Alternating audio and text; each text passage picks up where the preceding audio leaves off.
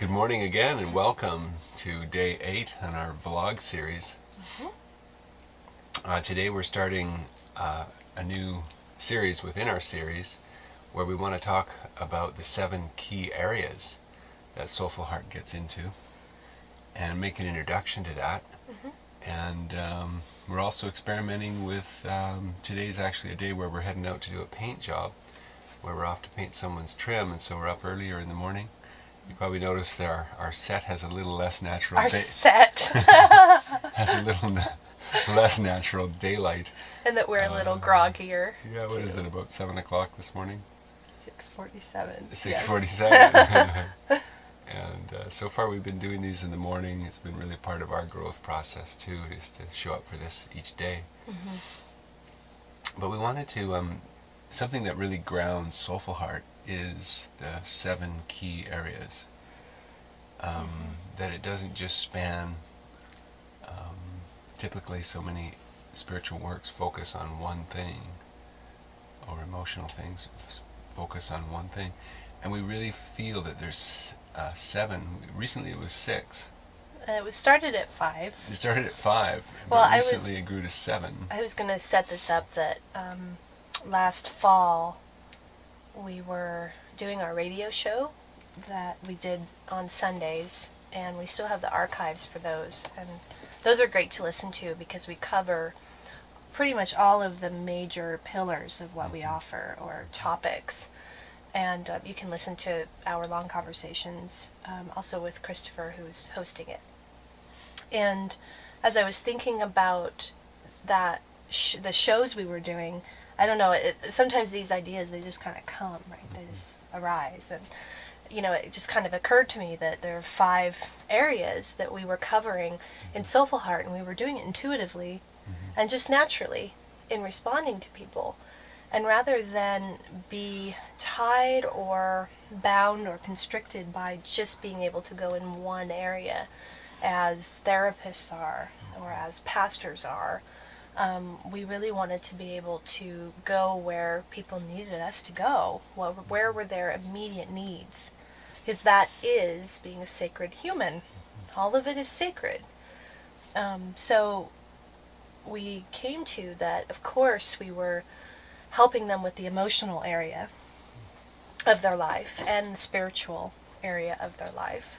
But we were also going deeply into the social area of their life, which is one that isn't usually broached in spiritual and therapeutic offerings. You might talk about your family or your spouse, but actually integrating that and having it be a big part of your process. And our monthly group, For it to be a dynamic part of your process. Typically, someone going to therapy would talk about their family relationships. Right. But to bring it in as a dynamic in your healing journey. It's also why we, our structure is 1 individual session a month and 1 group a month if you're in the local area here in BC. So being in that monthly group really shows you your social interaction, how you get along with others, what you feel about other people. Everyone else is sharing their process and their parts as well. And we'll talk more about parts today. So that's 3. Physical was a manifestation of Wayne and I just being very into our physical health. Wayne you lost 50 pounds in about 6 months, 2 years ago. Yeah. So you were so focused on health and nutrition and fitness, and it just naturally, we started looking at people who are drawn to SoulFullHeart that way. And so what's your fitness like? What's your nutrition? And just feeling how it wasn't on my radar in a very big way for a large part of my life. Why wasn't it on the radar? And because it's such an integrated part. And so any one of these areas left off the map or off the radar is indicative of something that's not grounded in someone's healing journey. It's like if you go to a therapist and you are very overweight and the therapist doesn't talk to you about that. They're not integrating what and you have a lot of emotional reactions to that. There's spiritual reasons for that. You know, if you don't go into that, you're not actually getting met where you are. And it's because they're not comfortable to go there. We're not claiming to be experts in any of these areas. But we are saying we are experts in feeling your parts and their emotional reality connected to each of these areas. So it's not that we're certified fitness trainers or MFCCs or pastors, you know, it's not that. It's that we're sacred humans inhabiting our sacred humanity, and we've been feeling our parts for over 10 years. So we can feel yours, and we can feel how they relate to each of these areas. That's an important point. Yeah, and it would seem that so much of our work is around the emotional, because getting to know parts of ourselves, which we'd like to talk a little bit more about today. Yeah. That dynamic of getting and holding, feeling our parts, wounding, their pain, their triggers, their reactions, getting to know our parts intimately and holding their reactions is an adult us emerging that wasn't there before, that holds the emotional, that reaches into all 7 of the domains Yes. even though one of the domains we call the emotional, Right. the emotional is really pervasive over them all.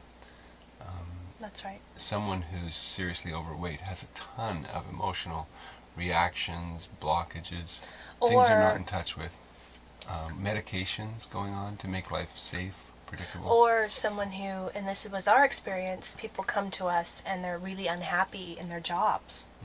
And so one of the areas is financial. And financial covers livelihood, it covers how you feel about money. We did a vlog a couple days ago about our emotional relationship to money. And so it's sort of like when someone comes in the door, so to speak, the SoulFullHeart door, where's the pain?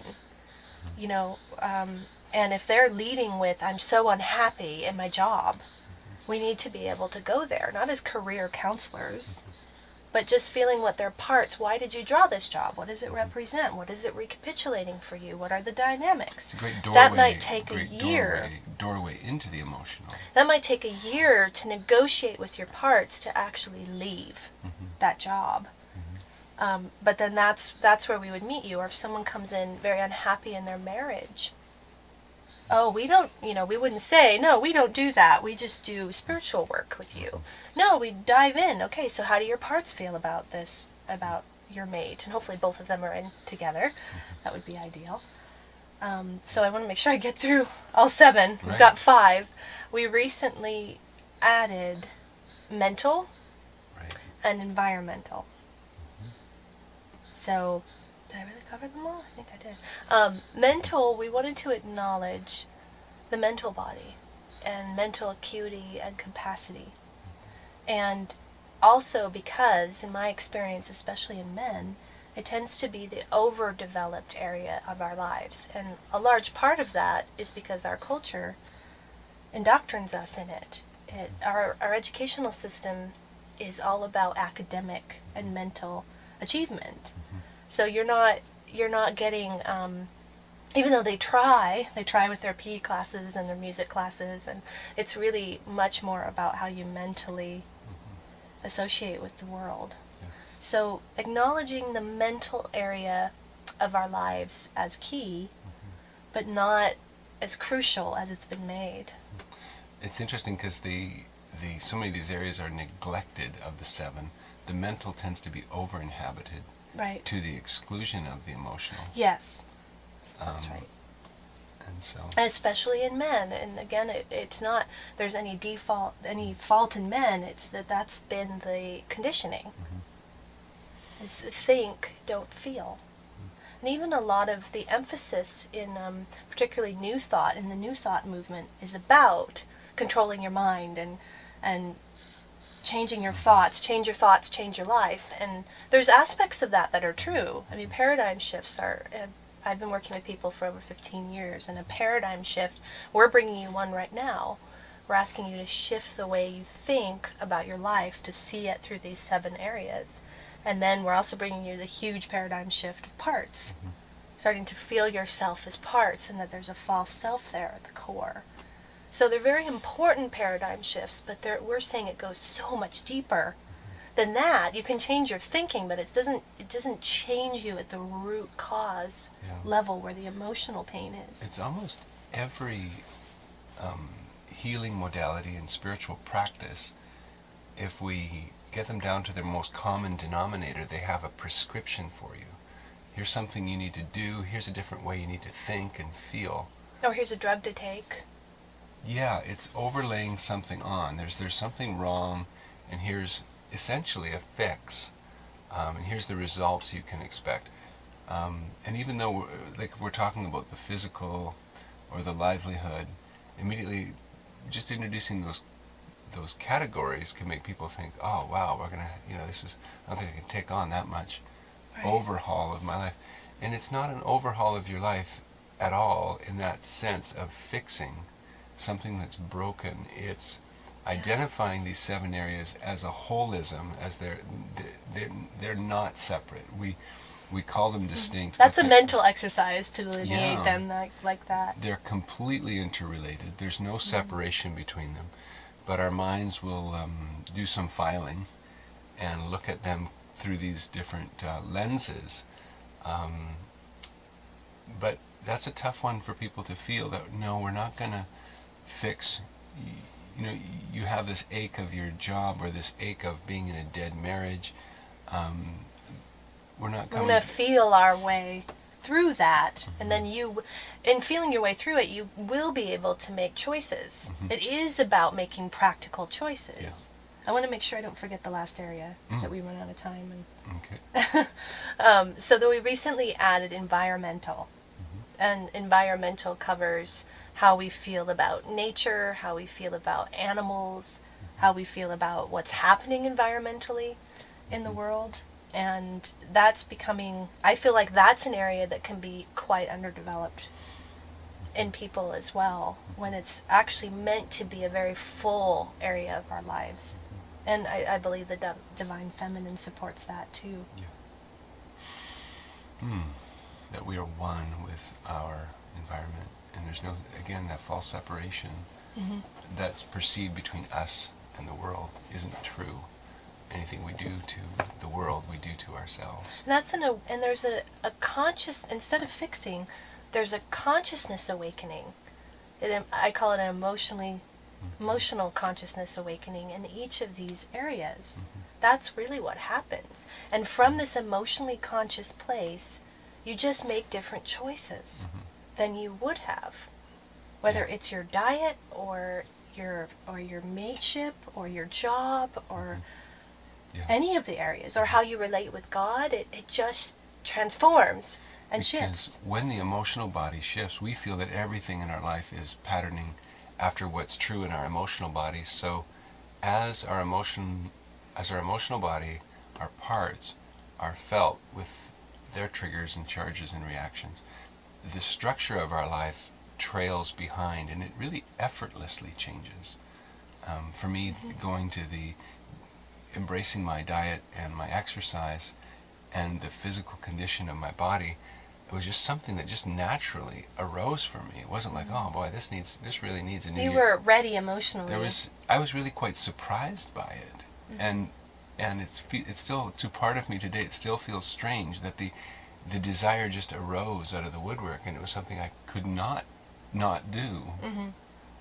And it wasn't out of the woodwork; it was out of the heart work.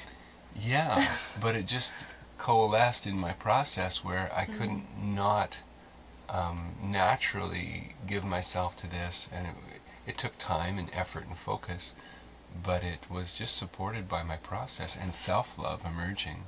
Yeah. So the structure of my life manifested an effortless change, and it felt effortless, even though there was plenty of effort going on in getting to know and feel my own emotional body.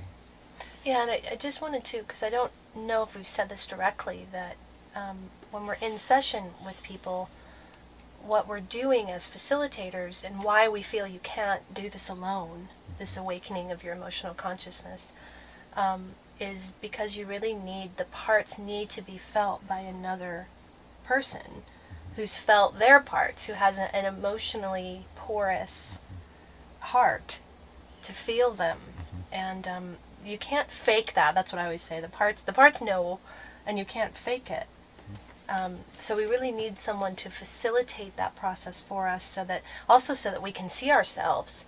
You know, when you're differentiating a false self version of yourself, how are you going to do that on your own? You have to have someone else showing you a mirror, even at an awkward angle at times, but just so that you can see what's you and what isn't you, and start to differentiate that. And that's the work that we do with parts, mostly through journaling and then sharing the journaling in session, and in individual and in group. Yeah. And the 7 key areas give us an ability to say, this is what emotional maturity looks like in this domain. It creates a mental map to say, this is what it looks like in this domain, in this domain, in this domain. But we're contending, and a key is, though we're physically and mentally mature, as a collective right now, we're grossly emotionally immature.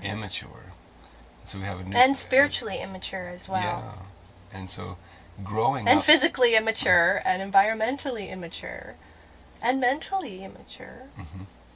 Because of all of them. Because of the emotional immaturity. Yeah, and, that's at root. So helping us grow up emotionally is getting to the parts of ourselves that got stuck in time, and embracing what their reality, allowing it to shift and move, that would have occurred had parts of ourselves been able to be felt in the traumas that occurred in the feeling domain. And well, we'll talk. Our time is up actually already. Tomorrow we'll cover emotional and the values that we hold in that area, how we work with people in that area, although we've covered some of that today. And then I wanted to talk more about how parts form, initially, how they form inside of our emotional bodies, and what some of the parts are that we typically see. And I wanted to mention, on our website we have a document called the SoulFullHeart Map to Discover Your Parts, and it goes over the parts that we typically see. We're not here to define and pinpoint everything in everybody, because every person is unique. But over the years, the ones that keep coming back, that seem to be dominant and most common. Thank you. So I recommend reading that, and maybe before you watch the video tomorrow. Yeah. Wow. So again, the next 7 days going forward from today is cover each area. The next session is the emotional. And then the 7 areas: the spiritual, the financial, the mental, the environmental, did I say physical? One more. And our interactions with people. Social. I try to keep them in the same order every time so I can remember them. And they all end with the sound all. Yeah. The mental, social, it's all emotional, the all areas. So then we felt it's the 7 alls of life, and that's 7 is a number of completion. Yeah, it's a powerful number. Yeah. I don't know what we'll do when we hit 8, but I don't want to add any more. So again, thanks for joining us. Yes. We hope you're going to take in those 7 areas, and let us know how just listening to these videos, what it's moving and touching in your life. We would love to hear from you. Yes. Bye for now. Bye.